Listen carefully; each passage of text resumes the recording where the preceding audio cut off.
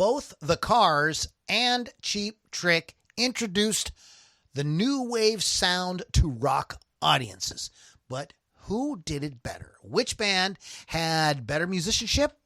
Which band had the better songs? Which band is more iconic and influential?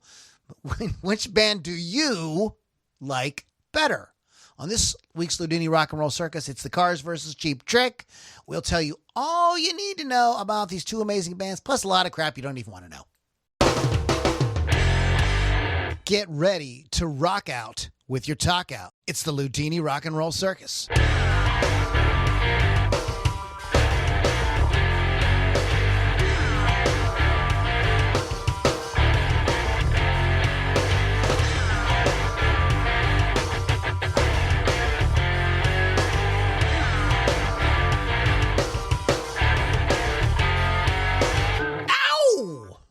Loudini Rock and Roll Circus, everybody. My name is Lou Lombardi, a.k.a. Loudini. I am your ringmaster for this world of madness and insanity that we call the Loudini Rock and Roll Circus. Sitting next to me tonight in the co-pilot's chair is the lovely, the talented Miss Lily V6. What's up? All the way from Rock Rage Radio. She has her own show, Hot Licks with Lily 6, Thursday nights. At 6 p.m. At 6. Licks with 6 at 6. Gee whiz. Super easy. Super. It's super. I'm feeling super tonight. I feel super. Oh, boy. Oh, Lord. Okay, that's a little hot. Back down a little wee bit. Back that ass up. All right, back that ass up. Okay. A few things real quick before we jump into the usual Wolf's Customs. WolfsCustoms.online will do a amazing job on whatever musical instrument that you play. What do I mean by amazing job? I do not mean amazing blow job. They might do that too. I don't know about that, but what the kind of job they do is paint jobs, custom finishes, things like that. They can really take whatever instrument that you play on stage or, on your virtual concerts or whatever you're doing and make it really stand out. Hey, guys, face it, like the instrument is part of the show, right? And if any of you know anything about the Grammy Awards this week, you know that, you got to do a lot these days to get people's attention, right? I didn't watch it, but I heard about all the things. Beyonce and Cardi B. We're going to mention that a little bit later on. Oh, we'll get boy. into that. So, one of the great ways that without having to, put up a stripper pole on stage and, twerk and all that stuff, an easier thing to do is just get Chris Thunder Wolf Dodson at Wolf's Customs to create a really awesome custom finish for your guitar or your bass or your whatever it is that you play, your drum set. And, even like the drum head, the front head there on the bass drum, something like that, anything like that, it just adds a little bit to it. Looks really cool in the light and everything. So go to wolfscustoms.online, get that taken care of. I also want to give a shout out to Rock Rage Radio. Love you guys. Thank you so much. Go to rockrageradio.com. Download the app. Some of you are listening to on Rock Rage right now. Kudos to you. And I'm sure you're loving it because you're hearing great guitar-driven rock 24/7. And Lily, why don't you give people a little insight on SOS 2020? Why don't you tell everybody a little bit about that? Because I know that you have a little bit of information on that. SOS 2020 is sort of a program to help venues so they don't go under. It raises money. So like smaller venues like, say, the Subalpine or, I don't even know, Jurgles is one of them, Craft House, things like that. They raise money through music to make sure these places stay open so we can still see live music, not live streaming, actual live music. And I don't know the website. I'm sorry. Yeah. I can tell you the website. I'm okay. Sorry. I thought maybe you knew it. It is sos2020pgh.org. It's a very cool charity. Can you stand a couple of more web links? I'm going to throw them at you anyways. I am involved with something really, really cool that I think a lot of you guys would really like, and this is the Rockin' Pod Expo. This is an expo that happens every year in Nashville. Did not happen in 2020, sadly, but it is happening in 2021. And it is a podcasting expo. And before you go like, podcasting, I'm boring. No. How do you feel about people like Billy Sheehan and Don Jameson and Ron Keel? How do you feel about folks like that?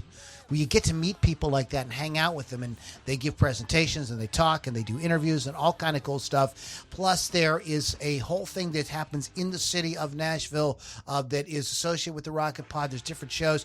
These musicians are all there.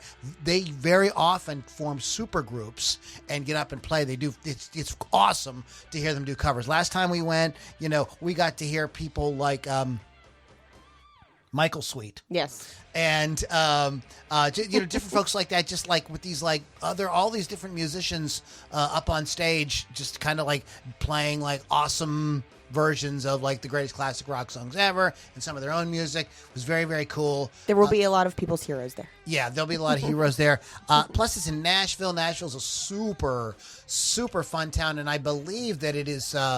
Anyways, it's in August. You want to go? It's August 5th, 7th and 8th. 7th and 8th. I beg your pardon. Why do I want to say 5th and 6th? It's 7th and 8th. So check it out. You can go to Nashville Rock N. podexpo.com to get more information, tickets, and everything. And it reminds me, I have to get my hotel room this week for that. So check it out. And I will also be presenting, if you are in podcasting, there's going to be there's a great educational track there, which I will be a part of. I'll be presenting on creating a funnel for your podcast and driving fans there and selling your merchandise and stuff like that. So check it out. Nashville Rock N, the little letter N, podexpo.com. And if you want to know more about what I got going on, go to lulombardimusic.com. Okay, that's enough of that. Holy cow. I'm like exhausted. Are we done? Like, is the podcast over yet? Like, because I just feel like it's just like we still have a whole thing. Oh my God. I know, right? Really? Oh, cry my knee. But we can start it off with saying I see some people look like they're commenting already. So what the hell's going on? So we have Chris Thunderwolf and Raven are watching. Jared Grease, Beth, our good super groupie over there. Like a good neighbor, Beth is there. And Bill Damiano are all on talking Damiano. right now. Damiano. And Chris Thunderwolf got my guitar picks that I sent him. So. Awesome. So, yeah. Okay, guys, let's talk about the cars and Cheap Trick. So let's start with the cars. You have some, you want to kind of give a little bio background. I have some things. Let's talk about them there cars. Okay, so American rock band formed in Boston in 1976, emerging from the new wave scene in the late 70s. The lineup consisted of Elliot Easton, Greg Hawkes, Rick Ocasek. I do love Rick Ocasek as a musician, but I also love him for his ex-wife, Paulina Poroskova, who is a supermodel. Just saying. Sorry, I love it. Benjamin Orr and David Robinson. Ocasek and Orr were they split the lead vocal duties, and Ocasek served as the band's main songwriter. The Cars were at the forefront of merging 1970s guitar-oriented rock with the new synthesizer-oriented pop that was then becoming popular. Basically new wave and power pop is what they are. Influenced by proto-punk, garage rock, and bubblegum pop. They have also used rockabilly in songs such as My Best Friend's Girl, which is one of their very popular songs. Wow. They were named Best New Artist in 1978, and they got the Video of the Year for You Might Think at the first MTV Video Music Awards in '84. Their debut album sold 6 million copies and appeared on Billboard 200 album chart for 139 weeks. The surviving original members reunited in 2010 to record the album Move Like This, which was released in May 2011, followed by a short tour. And they do have a discography of 6 albums, but all very great albums, and there are good songs on every one of them. Wow. Yes. Okay. And unfortunately, 2 of the members are gone. Yeah, Rick Ocasek and Benjamin Orr. Orr. So the lead vocal guys. both singers are gone. Yes. So there's no Cars reunion. Sorry, guys. Yeah, they hung that up. Yeah, I hate that. It's very sad. But on the other hand, I also don't want to see people schlepping out stuff and it not being quality or what's the word I want? Like them not having the passion. If you don't really want to do it, just don't do it. It's like we're going to talk about Cheap Trick here in a few minutes, and I was watching an interview with Bunny Carlos, and he just doesn't want to tour. Just he doesn't have the. He loves playing drums, and he still does it. And he goes around and guests a lot of times. He's popped up playing with people like the Beach Boys a few times and different stuff like that, just for shits and giggles, you know. But he doesn't really have the juice to like. It's just not in him. Schlepping it out. Yeah, he's just done with that. But the Cars. Let's see here. Ben Orr had been in the Cleveland 60s band, the Grasshoppers. They opened for the Beach Boys and had their own fan club. They were even the house band for the TV show Upbeat. I don't know that show. Sorry. Rick Ocasek has also made a name for himself as a producer. Early on, he produced bands like Romeo Void, Suicide. He later worked with Weezer and Guided by Voices. Cool. Yeah, Weezer's a thing for them. Well, I definitely hear. Yeah, I can kind of hear like a Cars thing with Weezer. Shit, yeah. Yeah. Well, for their when they were inducted in the Rock and Roll Hall of Fame in 2018, Scott Schreiner played the bass with them. So when they did the performance, so that was kind of cool. And they were introduced by the Killers. I can hear the Killers in the Cars. Yeah. Unfortunately, that was the final performance for Rick, but still a great thing that he got to be inducted in the Hall of Fame before he passed away. Even though we don't like the Hall of Fame much, they deserve to be in. So yeah. Yeah. If you're gonna if you're gonna have a Rock and Roll Hall of Fame, you better have the freaking Cars. Yeah. And he got and Cheap Trick is in the Hall of Fame too. Yeah. Legit. Yeah, so both these bands. Check this out. I'm checking Another little fun fact about the Cars. In 1979, they lost the Best New Artist Grammy to one-hit wonder, A Taste of Honey. Are you serious? Yeah. That's so sad. I know. That's crazy. I have little tidbits about each of their albums since they only had 6. Okay. Hit us, Lily. So the Cars, debut album 1978, produced by Roy Thomas Baker, like we've talked about in the last 2 shows for things unrelated. It spawned Just What I Needed and My Best Friend's Girl and Good Times Roll, all great songs. Peaked at number 18 and has been certified 6 times platinum. Wow. The album was very well received for a debut album. Not a lot of albums get to do that on their first one. Elliot Easton said, we used to joke that the first album should be called The Cars' Greatest Hits because a lot of the songs are their greatest hits. And they knew that a lot of bands fall through the cracks after the first one, so he was very happy that they did make it, but there's that. So that's kind of unusual because there was a period of time during that era where really it was like the 4th album was where the band like Toto 4 was like, whoa. Like they were out and they were doing songs, but when they did Toto 4 with Rosanna and Africa and I Know You Won't Hold You Back Now and all the songs, that was like Chicago 4, like all these bands like Led Zeppelin 4. That's when like the bands kind of figured out the songwriting and the producing and like what they were gonna be and kind of figured out how to like work their sound in so that it like made sense on rock radio and stuff like that. But the Cars come out swinging. Right from the stop. It's very unique sound too. Like you can totally tell when the vocals, actually any of the part of the song, but when the vocals kick in, you definitely know it's the Cars. They are. I absolutely agree with you on the vocals for sure. But I think that like you can tell the Cars from the first note. Yeah. There's just something about the way. It's just something about their sound. Yeah. I want to ask you a question, and if you came across this, I heard this one time, and I think that this is bullshit. Maybe somebody maybe Jared Grease, maybe you know this. He is listening, so because you're a guitarist. I heard this, and I heard an interview with Elliot Easton, and he said that when they were like, trying to get signed or whatever, somebody at one of the record labels said, "Well, it doesn't look right." Because all the guitars are pointing the same direction. I actually kind of believe that. And so Elliot Easton turned the guitar around and started playing left-handed so that they would have a nice, kind of a better symmetry on stage with the...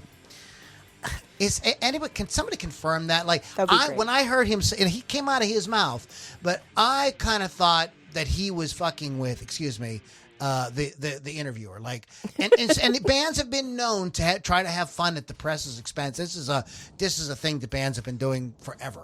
They just make up crazy stories. It's like when Van Halen. Came out with when Van Halen with the Sammy Hagar came out. They told Rolling Stone and Musician Magazine, like, oh yeah, Sammy was our original singer. Dave was just in there kind of filling in until Sammy was able to, commit to it. He had prior engagement. We were just waiting for Sammy. It was total BS. It absolutely was not what happened. They just felt like, I don't care. They probably do so many interviews. They just start. What I think, they start. They're getting bored. Yeah, so they're trying to amuse themselves. That's what I would do too if I had to do like 100 interviews a day. I would just start making stuff. So I'm sorry, we're talking about the Cars albums. Go ahead. Yes, Candy-O is the next one, 1979, which great album cover. Everybody loves. The album cover has a pinup girl on it. Again, produced by Roy Thomas Baker from Elektra Records. Let's Go and It's All I Can Do. We're both on there. This album actually outperformed the band's debut, peaking at number 3. Peaking. Why? Cover art was done by... Don't peak too soon, kids. Wow. You don't want your mom to see those tracks there on your sheets. In your sock. Underwear. Yes, always keep a sock under the bed. Crunchy socks. Yes, but make sure you wash them before Mom has to, because that can cause all kind of... You don't want to embarrass Mom. Mom's got enough stress. She's got enough problems. Yeah. She had sons. I'm sorry. Go ahead. Crunchy Socks. Go ahead. The cover art was done... That's my next band, the Crunchy Socks. I know, I believe you. The cover art was done by pinup artist Alberto Vargas, who did all the similar artwork that is like that, the pinup girl on the front. This, unlike the first album, Candy-O was created under a more democratic approach. Rico Kasich said of this, when one of my songs goes to the band in embarrassed cassette form, we sit around and talk about it. If I'm outvoted, we don't do it. We almost didn't include Double Life on the new album. It had been dropped. Candy-O was positively received by critics all over and fans all over. So yeah, and this is again the thing about the Cars is critics and fans. They kind of like were able to cover. I think part of the reason was they were like refreshing sounding. Mm-hmm. When they broke, there was a lot of like art rock, progressive bands that were really kind of like doing these kind of like longer pieces. You had bands like Kansas. You had bands like Styx. Yes, putting out these kind of like big kind of like epic type songs. Progressive. You had songs that were like, with all kind of different... Come Sail Away, big songs like that. And the Cars come along and they kind of like bring it back down and with a really unique sound and very, very unique sounding vocals. And for a band that's not British, Rico Kasich's voice is... You can tell he's very influenced by that David Bowie-esque new wave. Oh, absolutely. This is why I put that in the description there, that I think both of these bands definitely had their ear across the water to what was going on. Continue, I'm sorry. The next one is Panorama from 1980. Panorama. Like the other two, it was produced again by Roy Thomas Baker. It didn't really have any hit singles on the album. But it did peak at number 5. And has been certified platinum. The record marked a change from the upbeat pop rock and hard rock of the group's previous albums, representing the more aggressive and experimental sound. The single "Touch and Go" did peak at number 37. Excuse me. Oh yeah. Yeah. Remember the song "Touch and Go"? Mm-hmm. Yeah, DVE played that. Yeah. Sometimes you hear us, because we're from the Pittsburgh area, you'll hear us refer to DVE or the X. Those are the big rock stations here that we grew up listening to. So if you hear us say that, if you're not from the area, it's just radio station. Just insert your own favorite local classic rock or hard rock station. Right. So what's next? Shake It Up, 81. Shake It Up. The actual last Cars record to be produced by Roy Thomas Baker. Yes, because we know what's coming up next, because we talked about this guy who's coming up next a few podcasts ago. Go this ahead. one's super pop-oriented. Its title track became their first Billboard Top 10 hit. And then Rhino Entertainment re-released the album on a neon green vinyl, which I have never seen. And now that I know that information, I have to go find one, or I will die. Please don't. That would be a chain, Lily, if you died. I would cry. Wow. Next is Heartbeat City, 1984. The band produced the album with Mutt Lange. Mutt. It's the first album not to be produced by Roy Thomas Baker. It also represented a return to success of the band's self-titled debut album. There were numerous tracks from the album that received airplay. Drive, You Might Think, those both reaching the top 10. Summer, summer, summer. And then radio and television exposure songs were Drive, You Might Think, and Magic. Also heavy rotation on MTV. The title track served as the album's sixth and final single outside North America. Despite not being released as a single, It's Not the Night reached number 31 on the top tracks chart. The song Stranger Eyes was used in the theatrical trailer of the 1986 film Top Gun, but never made it to the soundtrack. What? I know. Hold on. Keep talking. Okay. Whenever the Cars performed at Live Aid, they played 3 songs from the album, You Might Think, Drive, and the album's title track, alongside the fan favorite Just What I Needed. Mutt Lange's commitment to the Cars album meant that he told Def Leppard he'd not work on their album Hysteria. However, due to delays in the album's recording, Lange was eventually able to produce it. So he did both. Wow. Because he's fancy like that. You're just looking at me like I'm insane. I was talking about this band the other day to somebody. Hanson. Remember Hanson? Yes, I remember Hanson. But Rick Ocasek was fired from producing that album after 3 weeks. He had a strict rule of no corporate presence during recording sessions, which was a problem for Hanson's record company. They were like 4, right? 4, 5. Yeah. They were a kid band. And this is not a show about Hanson. Thank God. But I just wanted to kind of bring this up.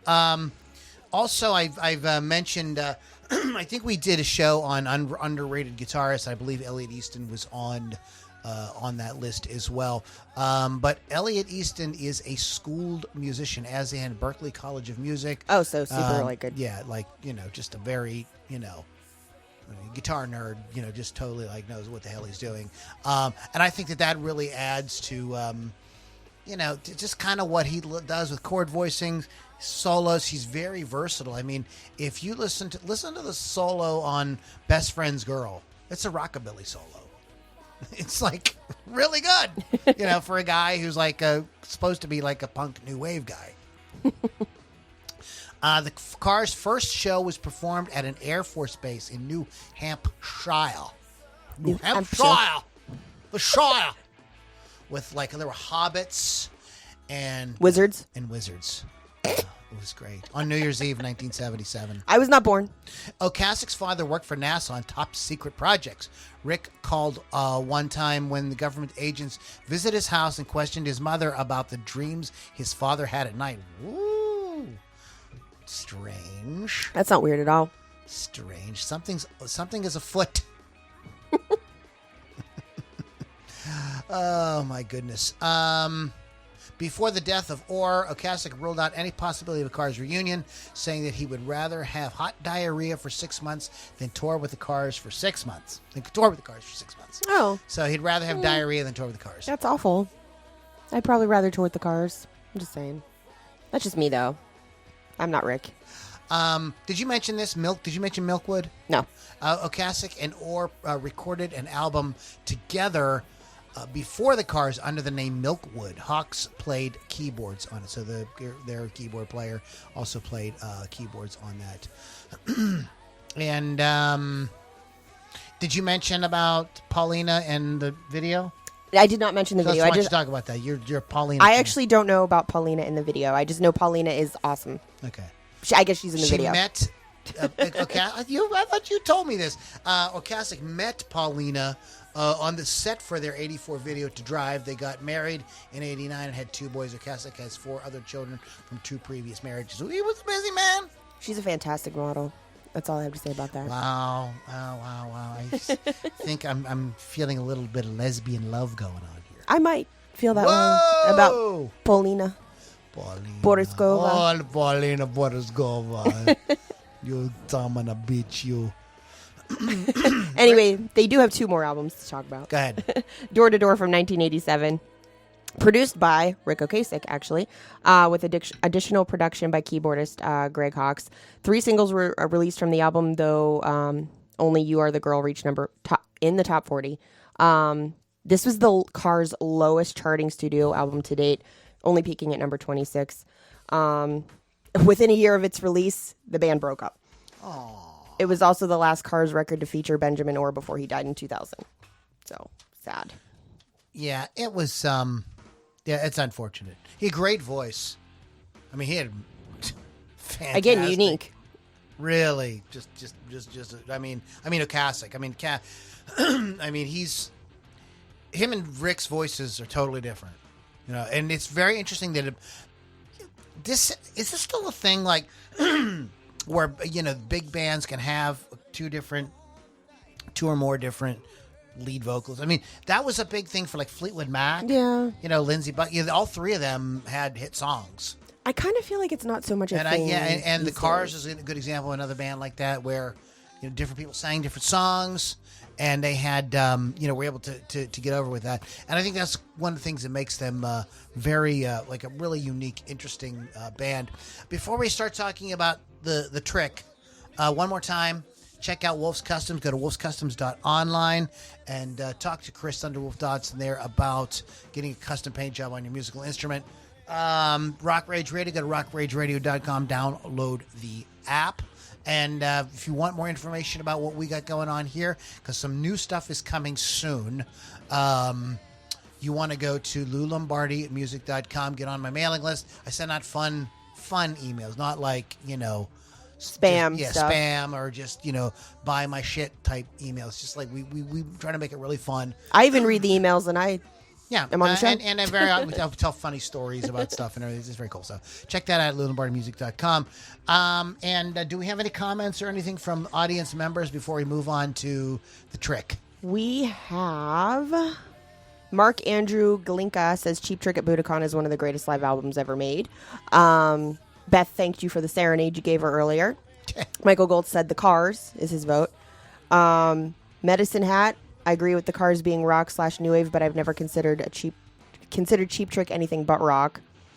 Jared Grease says I've never heard of that story, but he's assuming that he was giving the interviewer shit. And Charlie Doyle says Lily and Lou, much love to you. And Beth said you have fun emails. Yeah, and that thing about Elliot going lefty, because some record company person said that. If anybody out there plays guitar, will tell you that if he indeed did that, he's freaking amazing. He's obviously a genius. Very hard to play. Like, it's hard enough to learn the guitar the way that you're used to doing it, let alone the opposite way. I mean, just holding my hands the opposite way feels like totally bizarre, and I play. It's very, very, very strange. So if I don't know. I think so too. I think that he was goofing on the interviewer. So the Trick, who people are telling me is not new wave. American rock band formed in Rockford, Illinois in 1973. Classic lineup was Robin Zander, Rick Nielsen, Tom Peterson, and Bunny Carlos. Randy Zeno Hogan. Do you know the band Bad Boy? Sounds vaguely. No, you don't. You know why? Because that's a nobody band. He was actually the original lead singer for Cheap Trick, and he went to Bad Boy instead. Really? He left. Doesn't sound familiar. He left the band shortly after. I was just trying to be cool like you. Lily. I know, I'm not that cool though either. He left the band shortly after its formation and was replaced by Robin Zander, which was probably a good thing. Yeah, Robin Zander. He's a great frontman. Great frontman. One of the great vocalists in rock. But go ahead. With Robin on the vocals, the band recorded a demo in 1975 and played in warehouses, bowling alleys, and various other venues around the Midwestern United States, like we do here in Pennsylvania. And then the band was signed to Epic Records in early 1976. They did their debut album in 1977. Huge success in Japan. Like, they are like big, like huge in Japan with the release of the second album In Color. The band would achieve mainstream popularity in the U.S. in 79 with the Cheap Trick at Budokan, like was mentioned in the comments. I heard what I wanted to say real quick was I was talking earlier. I had listened to there's a really long 2.5 hour interview with Bun E. Carlos on YouTube, intercut with like classic performances, TV performances, their Rock and Roll Hall of Fame performances. And Bunny was like, The Budokan thing was just, he said, we played Japan all the time. It was just another gig. We didn't think anything of it. Yeah. We just It went, just we played. happens. And they recorded it. We were like, holy crap, when it came out, and everybody was like, oh my God, it's the greatest thing ever. Everybody We were went like, crazy. What? It was just a gig. Yeah. Sometimes it just happens. Yeah, that way. and that's, cool. They reached the top 10 in U.S. with the Budokan version of I Want You to Want Me, and topped the charts in 88 with The Flame. Peterson left the band in 1980 to record a solo album with his wife, Dagmar. I didn't know that was the name. All Shook Up, produced by former Beatles producer George Martin, reached number 24. Cheap Trick has performed live more than 3,700 times and has sold more than 20 million albums over the course of their career. Rock effing stars. Yeah. You know. They have experienced several resurgences, probably due to the fact that a lot of their songs are in other media outlets like video games, movies, what have you, TV shows. So it just keeps coming back. People want to hear what they are. People then learn who they are, and there it is. Bunny Carlos, as of 2016, Bunny Carlos remains a one-quarter owner of Cheap Trick and as a member of the band, but no longer records or tours with the band, as Lou was saying earlier.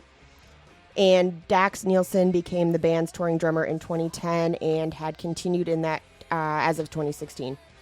Nielsen also played drums on the band's 2016 album Bang Zoom Crazy. Hello, sorry, there's the rest of that album. And the 2017 album We're All Right. They were inducted in the Rock and Roll Hall of Fame in 2016. It was actually held at the Barclays Center in Brooklyn, New York. And the band was introduced by Kid Rock. Xander, Nielsen, Peterson, and Carlos were all in attendance. And they performed I Want You to Want Me, Dream Police, Surrender, and Ain't That a Shame. Actually, a big influence on the alternative rock band Nirvana. Kurt Cobain once referenced his band as a 1990s version of Cheap Trick. They also have 20 albums. Holy crap. So, wow. They got more records than the Cars. Yes. They actually have one coming out in April. Wow. Good for you guys. So, yeah, they're Dax still working. is Rick's son, and he's playing drums now. Okay, let's get into this for a minute. Okay. Because there's some things we should probably talk about. So here's what happened. Carlos quit touring. Just didn't want to tour, but he remained a member of the band. And see, he and Xander had a falling out after their appearance on Austin City Limits, and it was because of this, how much touring they were doing at their age. He just was like, I just don't, like, can we just we're what more are we going to get out of this? We're old AF. And so in 2012. The band stopped contacting Carlos about any business decisions, and they stopped sending him his freaking money. He's one-quarter owner of the band, so he gets paid. Sorry. That's just how it is. That's just how it is. They stopped paying him, and he, according to Bunny, he regrettably had to sue. I mean, this is like, he invested his whole life into this. He's one-quarter owner in this business. And he was like, I need to get paid. Like, that was the deal. Mm-hmm. And Peterson, Xander, and Nielsen tried to get the case dismissed. The court was like, not so fast. And eventually they did settle the lawsuit. Sadly, it really just ruined the friendship with him. And there have been some nasty words in the music press from Nielsen and stuff towards Bunny. It's just a sad thing. Sometimes this stuff happens in the music business. This reminded me a bit of the Eagles trying to get rid of Don Felder. But what the Eagles did was they paid him to leave. They bought him out. And, the Eagles, with all the hits they had, imagine how much he got paid. I mean, so these things happen. It's a sad story. And Keith, I know, is a fan of Bunny Carlos, and we were talking a couple of weeks ago, like, what was the sort of situation there? So I wanted to look that up and bring that in as part of the discussion tonight. Another thing that I think is really great, or really interesting about Cheap Trick is the song "I Want You to Want Me," which is like it's a great song, It is, right? it's very and catchy, I've been very into poppy. a couple of cover bands that have done it, and it's a super fun song. But I want to tell you all the cover, just a gazillion covers of it, and some of these people are kind of interesting. Some of these names you may or may not know, so I'm going to skip around a little bit. Just know that there's others I'm not talking about.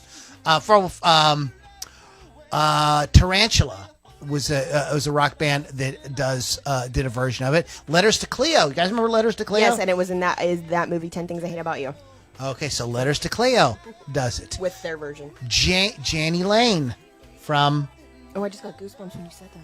I just wanted you to fill it. Warrant. Oh my Warrant. gosh, why can't I think? I Want You to Want Me by AC Rock. It was like an a cappella thing that they did. Dwight Yoakam, of all people, he has a very good version of it. This is why I ended up doing it in a cover band. We were a country band who all of us liked rock, and when we heard that Dwight Yoakam had done a cover of "I Want You to Want Me," we were like, let's do that. The Balls, Daylight Disc, Tiger Tails, Lindsay Lohan. I don't even want to hear that. Released version. it in 2005. Remember Chris Isaac? Yes. Wanna love, buddy. No, whatever. He doesn't sing it like that, and I'm singing it badly. But Chris Isaac did a version of it in 2006. The Holmes Brothers did it in 2007. I'm just kind of running these down. Blue Canyon Boys, 2009. Punchline did it in 2012. They just keep coming out with it. Gretchen Wilson, another country artist, did it in 2013. Just kind of running it down here. Eric Church. Eric Church. Puddles Pity Party did it. I don't know who that is. Puddles Pity Party. You know I'm really old when I don't even know what that is. You don't know Puddles Pity Party. You don't either. Don't even tell me you Yes, do. you do. They're your favorite band. You can see them all the time. Who that is. Okay. And there's I don't know what this means. But anyway, so there's a gazillion million. That's what a great song It's does. like up there with Africa by Toto on how many people It's like cover that. It's like Yesterday by the Beatles. Right. Yesterday by the Beatles is the Beatles' most covered song. it. It's a great song. Everybody had to do it because it was it's a classic. And I think "I Want You to Want Me" is absolutely those of you that are musicians, specifically like trained school musicians, jazz musicians, you know what the real book is. If there was a real book for rock, and I'm sure that there is, "I Want You to Want Me" has to be in it because it's just one of those songs that's just insanely popular, insanely beloved, and it's a great tune. Written by, of course, the guitarist Rick Nielsen. You have something to say, Miss Lily? I do. Jared Grease said, fun fact, Rick Nielsen bought a lefty Les Paul at Pittsburgh Guitars and later gave it to Paul McCartney. So that is an interesting Pittsburgh fact. Pittsburgh Guitars down there on Corson Street. Unlike the Cars, a song from Cheap Trick did make it onto the soundtrack for Top Gun, Mighty Wings. Just want to throw that in there. It was Mighty Wings. Mighty Wings, yeah. I have two versions of that soundtrack because I'm a nerd. One of Cheap Trick's biggest hits is "Ain't That a Shame," Yes. which is a cover. Yes. An old 50s tune. And it was always fun to hear them play that. They give it that kind of real heavy rock kind of thing, but the vocals are killer. Have you ever seen Cheap Trick live? I've never seen them live. You told me you went, right? I've seen several times. Mostly they're opening for bands. I saw them one time where they were actually the headliner, but I think they deserve to be the headliner on a lot of shows, but I think they want to be the opener on the shows because then they can go and, sleep or whatever it is old people do. I don't know.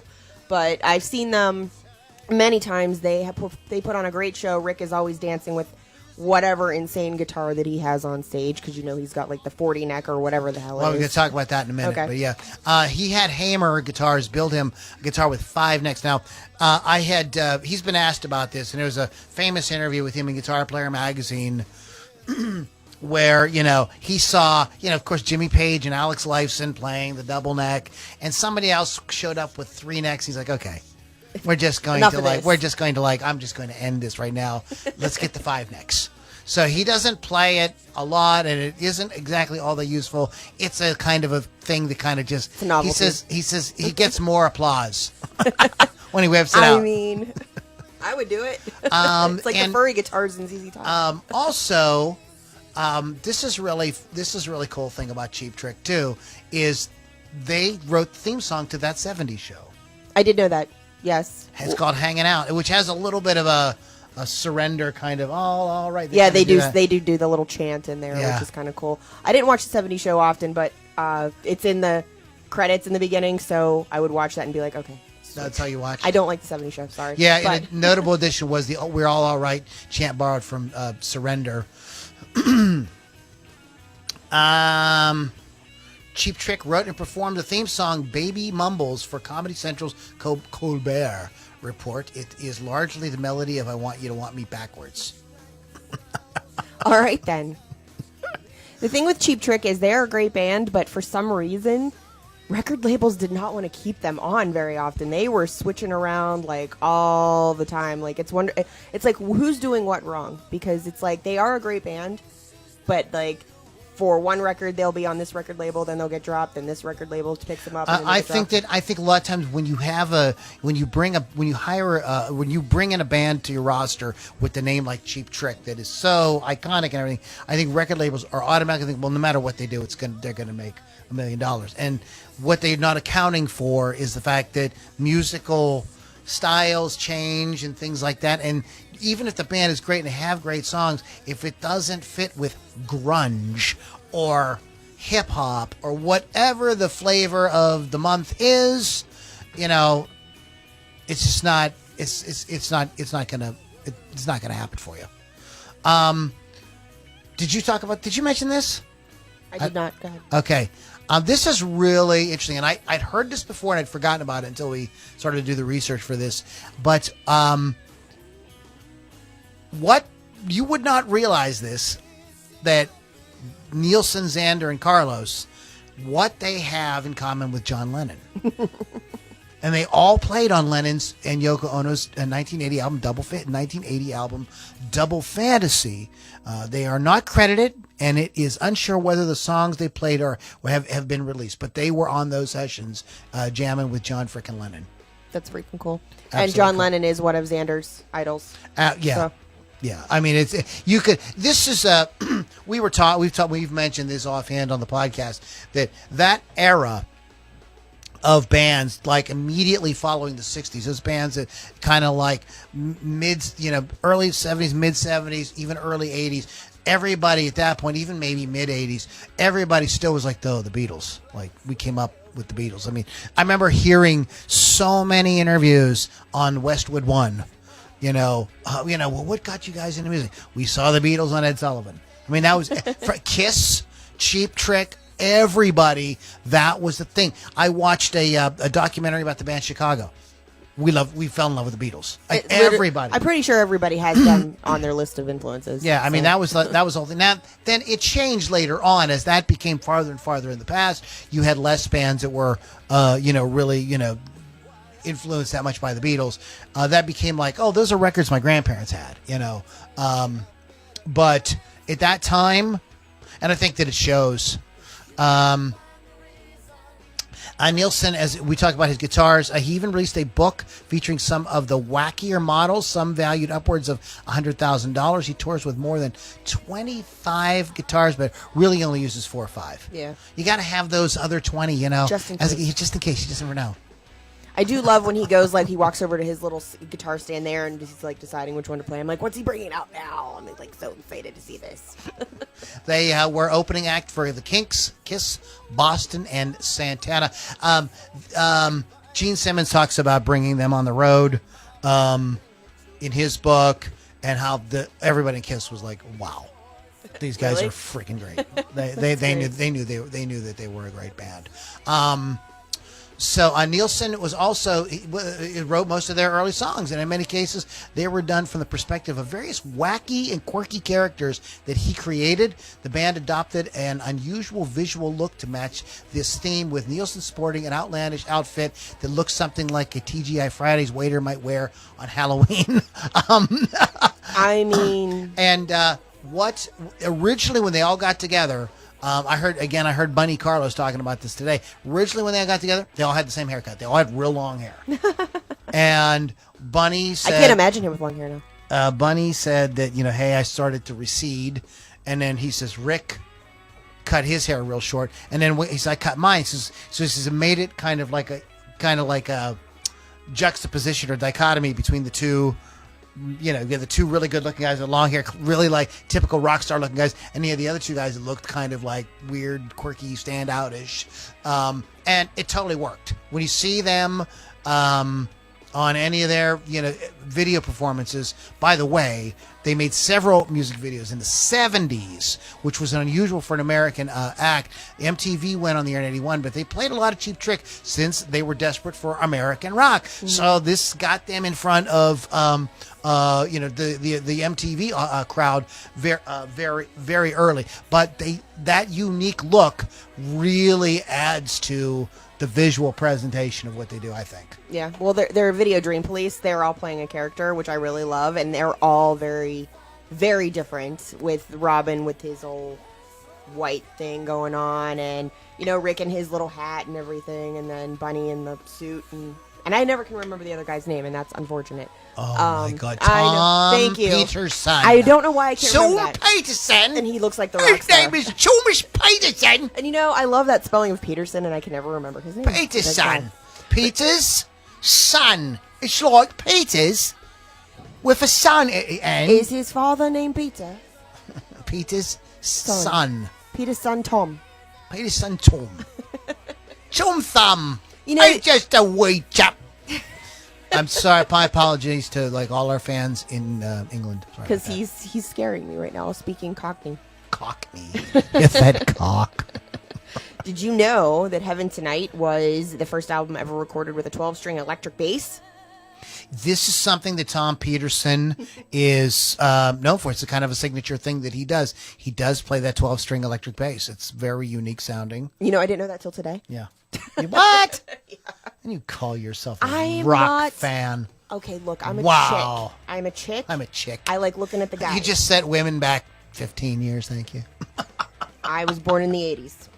I'm just throwing that out there. I'm a chick. I like the word chick. If you don't like it, get off the podcast. You shouldn't be on here anyway if you don't like the word chick. Oh, yeah. But their new album is coming out in April. I want to pull that up here. It's called In Another World. It's coming out April 9th. The album's first single this summer, Looks Good on You, which sounds fantastic, was released in May of 2018. The album was initially due for release at the end of 2018, though no release date was announced, and then the album was ultimately not released that year. The second single is the cover of John Lennon's Gimme Some Truth, released on November 29th, 2019. The album was completed by 2020, but the release was further delayed to, survey says, COVID. On January 28th, 2021, a third single, Light Up the Fire, was released alongside an announcement of the album's title track list, and the April 9th release date is solid. So I am excited to hear this new album coming out for 2021. Next month. Probably by the time this is actually uploaded to Spotify. Well, it'll be pretty close. Around that time that the album will be coming out within a week or so from that. What are fans looking like? More people leaning towards the cars or more people leaning towards...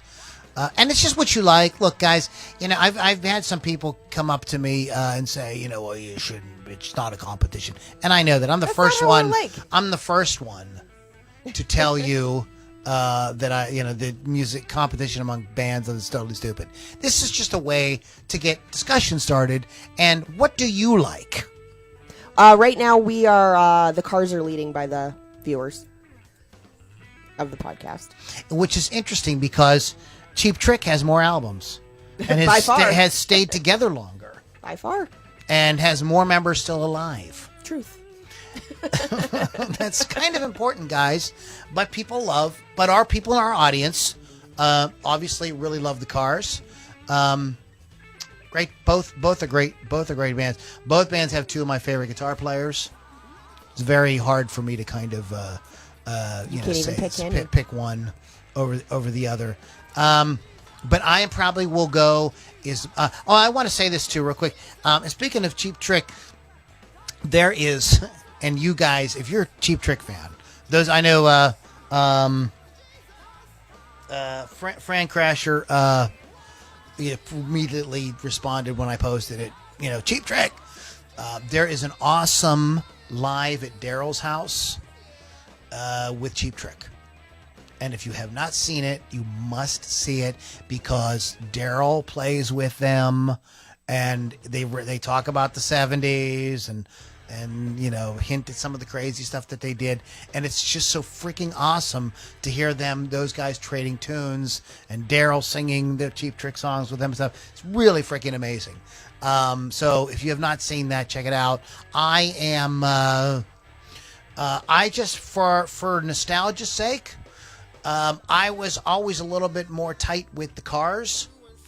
It just was the time when I got into music. They were just really, really, really huge. And, the rock stations here in Pittsburgh really played them a lot. They were so different sounding and so unique. I mean, you couldn't they didn't sound like anybody else. Or like Lily said, like a Cars song starts immediately, it's the Cars. I don't know. I'm just personally, I have to go with the Cars. That's my personal favorite thing. What out of these two bands, kind of which one do you sort of like better? Before I pick, now that we said that people are picking, we've got the Cars. We've got Utah Burgess of Shady Lady Studio will tell you Cheap Trick is the greatest band ever. We've got Cheap Trick. We've got the Cars. Cheap Trick is great, but I love the Cars for ages. Cheap Trick scared me. So, with that said, Cheap Trick is probably going to be my pick only because I've seen them actually live. I've never seen the Cars live, and don't get me wrong, I love the Cars, but I have to pick Cheap Trick. They're a little more rock for me. Not even because they're still touring, or not touring yet, but they're still creating albums. Just because it's tough. You're convincing me to go back to Cheap Trick. I think I just love more songs by Cheap Trick than I do the Cars. Okay, then so it's a kind of even distribution here at the Circus. Yeah. Keith is not on to break the tie. So we will just say yes. Whatever you pick is right. I don't know which band is more iconic. I mean, they're both very iconic band. They both bands have like, here's what I would say. And I'm going to get in trouble. I'm just going to say this. In terms of pop hit song success, I think it's interesting that the Cars, how many albums did you say? 8 albums? Six albums. But how many, but like. Cheap Trick's working on 20 right now. And the Cars have how many hits? A lot. Like more than Cheap Trick. Yeah. You know what I mean? Like, so does that mean anything? I know a lot of people like that. Oh, the radio, the charts are BS, whatever, I was probably would say that more about music as time went on, but not at that time. I think you could point to the pop charts in that era, and here there was still a lot of rock on the pop charts. There was still a lot of, even the pop bands were like playing a lot of, you had bands like Toto in Chicago playing like very sophisticated music that was pop. So, to kind of like poo-poo that, I think you're being a little disingenuous. So I think that's what's the push over the cliff for me, is just the fact that like in 6 albums, they like freaking ruled, man, and they left us with these songs like, that are just, and Cheap Trick's got like a handful of those. They're great songs, but they're not quite as many. Yeah. So Cheap Trick does 20 with the not quite as many hits as the Cars are able to do in 6. I got to kind of go with the Cars because it just, you know what I mean? Yeah, I get it. You know what I mean? Cheap Trick has just always been more I entertaining totally for me. get it. I totally get it. And I would say, looking at the 2 bands live, I would have to go with Cheap Trick because Cheap Trick is, yes, definitely. They're way more in your face rock and roll band. This is where I kind of get the new wave thing with the Cars, is because they're not shoegaze, but they're kind of like, they're not the kind of jump around and rock out kind of thing. They're that kind of like aloof, but kind of like what new wave acts do, that kind of persona. Yep. That's kind of like what a few years later, Robert Smith and those guys kind of portrayed on stage. You see the beginning of that kind of with the Cars. Mm-hmm. Very interesting. Both bands like brought back, kind of like, went back to just rock and roll. They brought us back to just 3-4 minute songs with, get us to the chorus, don't bore us type of ethic. That's my life. Yeah. Absolutely. A couple of things before we get out of here today. Lily, tell them one more time about your show. My show is Hot Licks with Lily Six on Thursday, 6 p.m. Eastern Time. I did just interview Plush today. They will be on next week, so check that out. They are really getting high on the charts there. They are under 21 all-female rock band. Fantastic, influenced by the 70s and 80s. So check that out, 6 p.m. Eastern on Thursdays, Rock Rage Radio.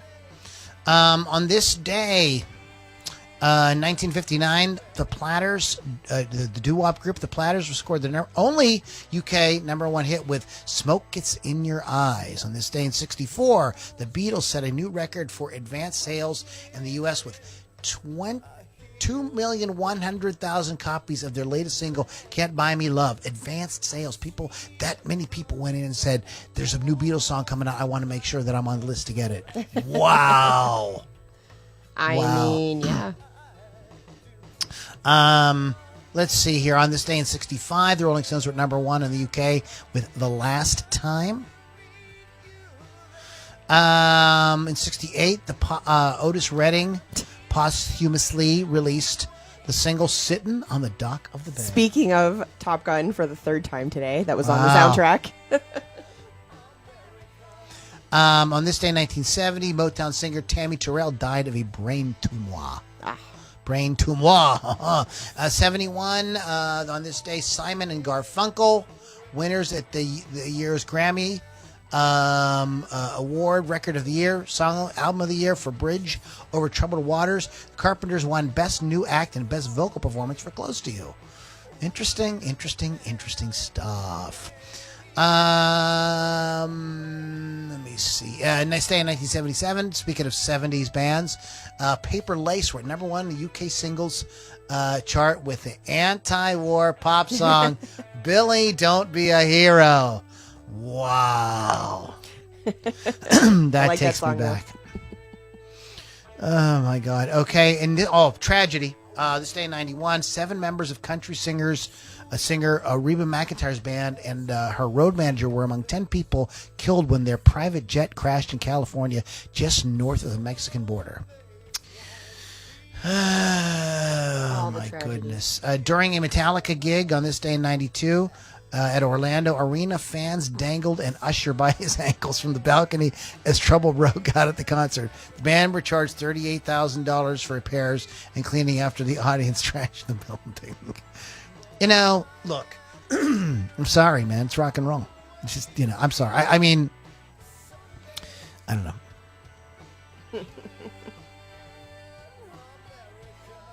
Good stuff. And just a couple quick birthdays.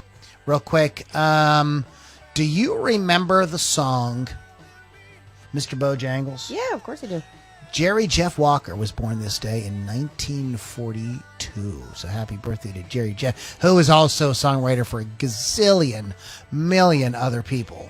Only a gazillion? Only gazillion million. Only gazillion million. Happy birthday to one of my favorite people in the whole world, Nancy Wilson. Go back to the archives. I interviewed Nancy a couple of years ago. She was just so freaking sweet and awesome. If you don't know who that is, she's from Heart. And she gave me an entire 30 minutes. Just absolutely fantastic. I was it was the best 30 minutes of my life.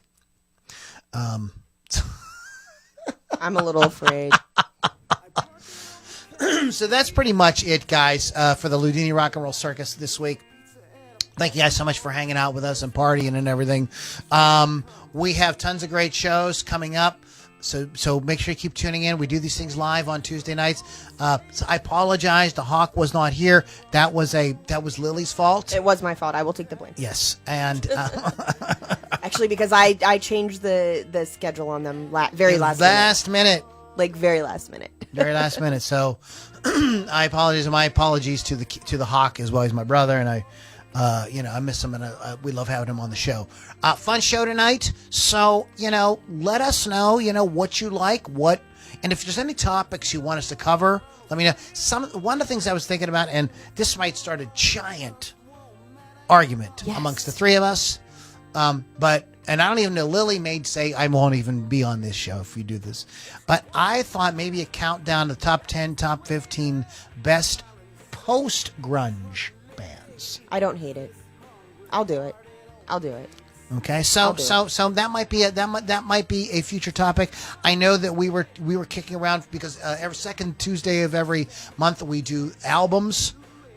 We were talking about maybe doing Toto 4. Yeah. Maybe next month. I think people will like and that. So there's a couple things like that. Keith had an idea for and this is kind of keeping with the times a bit, of maybe a list of the like top folks that are like transgendered in rock and metal. Something we don't think about, but yeah, I mean, it's a kind of just to sort of show the diversity out there. I think there's a little bit of a misconception that heavy and hard rock music is kind of like sexist or like closed-minded or something, when it couldn't be farther from the truth. So there's some ideas we're kicking around. Whatever you think. I know, Beth, thank you so much. You've given us ideas different times. So anytime, just pop in, throw comments in the inner circle, reply to some of my emails, say, hey Lou, if you're on my emails, you got my email address. So just email me, and Lou at Lou Lombardi Music, and Lou at LouLombardiMusic.com, and say, hey, look, here's an idea, something I'd like to talk about. Anyways, guys, check it out. Go to LouLombardiMusic.com if you want more info. Chris Thunderwolf Dotson at wolfscustoms.online will go ahead and do an awesome job on your guitar. Shout out to Rock Rage Radio. And if you are so inclined, make a trip to put your vacation this year for Nashville, August 6th and 7th. Am I saying it right? It's 6th through 8th, technically. The 6th through the 8th. But all the good stuff happens 7th and 8th. Yeah, the 7th and 8th. So check it out. You want to go to Nashville, rockandpodexpo.com for more info on that. Guys, thank you so much for hanging out with us. And we're going to catch all y'all on the next Loudini Rock and Roll Circus. Have a great one. Dinner for one, damn dishes are done, show the home.